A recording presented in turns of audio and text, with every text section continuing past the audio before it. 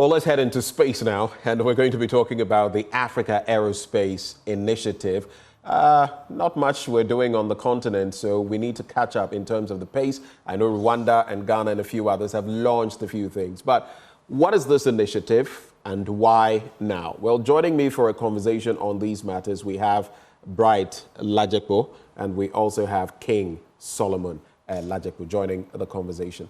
Gentlemen, good morning. Good morning. And thanks for having us. Great. Is this a father and son thing we have here? It's a family thing. It's a family thing. I see. That's very interesting. But just for starters, tell me about this initiative, even before we get into the why Africa needs this. What's this initiative? So you realize, as you rightly said, that our representation in the aerospace industry as Africa is far behind the rest of the world. True. And so there is an initiative to bridge that gap and to increase and deepen Africa's participation in the aerospace industry because it's become a very important industry from both the scientific perspective as well as the business perspective for Africa to play its role and part in contributing to tracking climate change, for example, making sure there's satellite internet, for example, and doing other science-based activities. Agriculture. You can use satellites, lower Earth orbit, satellites, and all of that. There you go. So why is Africa lagging so far behind? There is also a lot of money to be made in space travel and space tourism, space advertising, and so on and so forth. So it's about time that Africa caught up with the rest of the world. I see. Let me come now to, should I call him Junior?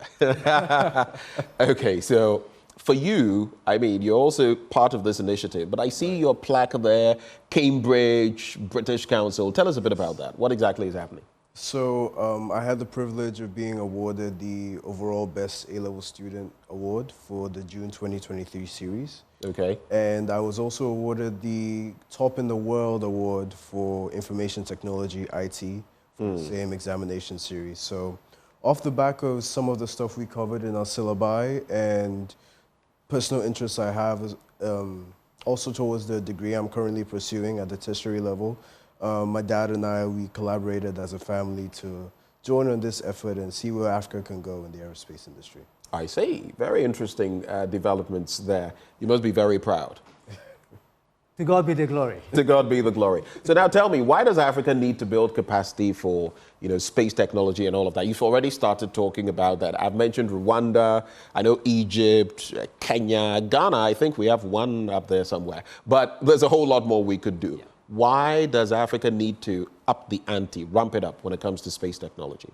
Absolutely very important because in the first place, by 2050, it's estimated that Africa will have 1 out of 4 people in the world. And those people are young people. Now, so the onus is on us today to make sure we educate and prepare this generation. Now, getting into aerospace specifically, because we are so far behind, we need to accelerate in order to close the gaps that exist in both technology training in our institutions. You can start from STEM education in high school, for example. High school STEM is minority in terms of the splits. So we need to accelerate that. We need to prepare Africans to participate. When you go to the school he attends and the course he does, we're not even 10% of the ratio of people who are in that college participating in preparing the next generation into all sorts of technology, engineering, information technology, artificial intelligence. We are so few. And it's remained like that for the last 60 years. And let me just add, there are so few, and unfortunately, some of them, like him, when they don't come back here to come in, they stay. And it's also partly because the job opportunities and sometimes even the value they are getting is not available here. So they stay outside. Yeah, so in February last year, the Africa Space Agency was created in Egypt. So it's there. It started. And there are Africa Aerospace Forum that is being pushed. South Africa and Egypt are at the forefront of low Earth orbit satellites that you refer to on the continent. And so it has begun. And we need to continue to push forward so they can come back home.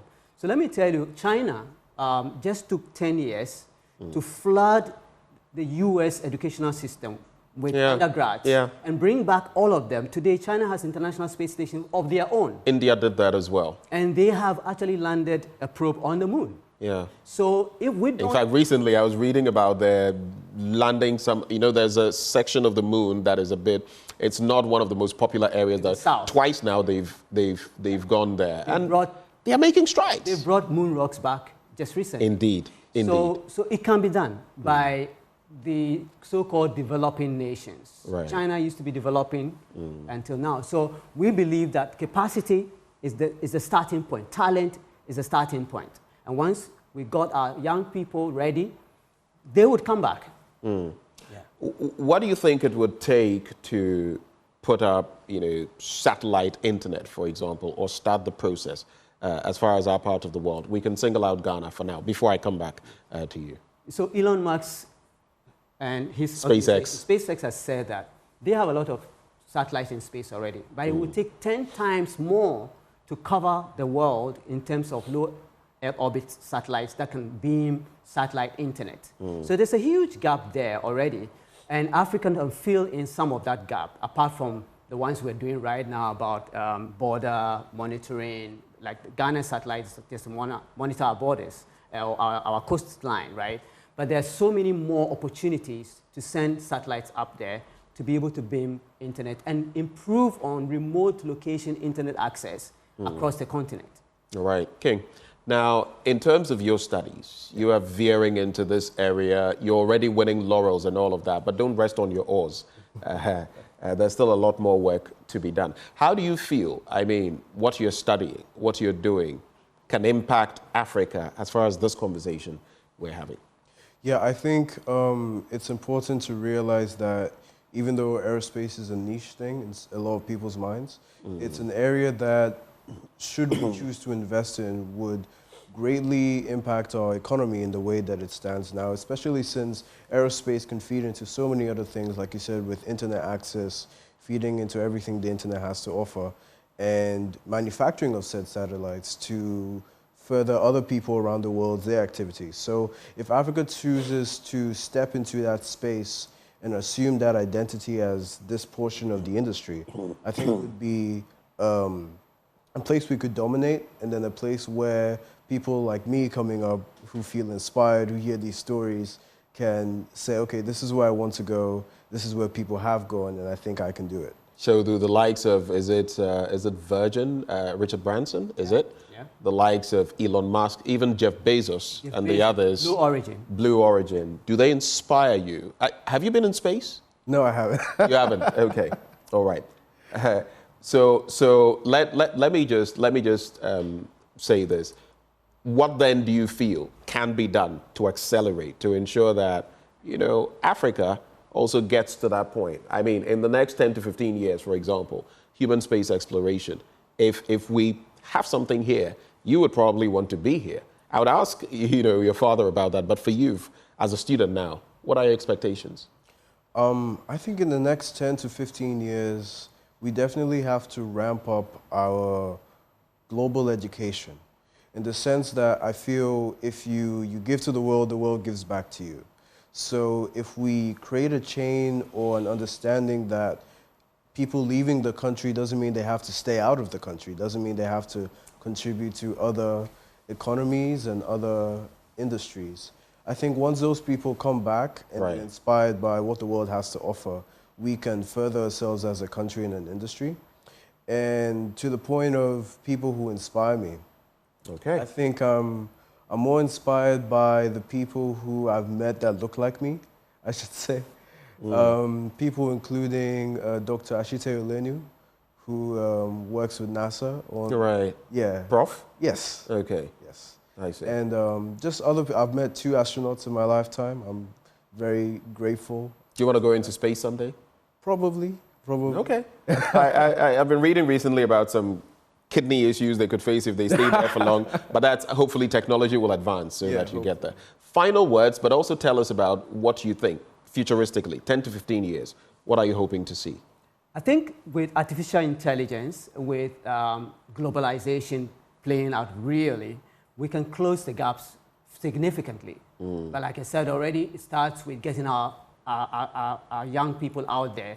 They are capable of marching and competing and beating the world. Right. So we have Ghana having top in the world in terms of information technology. Right. Your mind goes to India and so on when you talk about that, right? But you have a Ghanaian winning that. So it means that our young people are capable and well able. We have to invest. It's not cheap to access Ivy League education. Nope. It's not cheap to access engineering and science education at undergraduate or postgraduate level. We have to have more scholarships, more endowment funds in the universities in the States and in the UK to power this move of growing the numbers, and we don't have to wait for diversity, inclusion, and equity to hand it down to us. Right. We should be able to invest into it. So in the next 10 to 15 years, if we do the investment now, we should reap the benefits. Gentlemen, thank you very much for your thoughts. Of course, Bright Ladzekpo, a technology consultant, and King Solomon Ladzekpo, overall best A-level student for 2023. Congratulations to you. Thank you. You know what I want you to do, right? What's that? Keep soaring. Okay. Keep rising. Make Ghana proud. We'll do Well,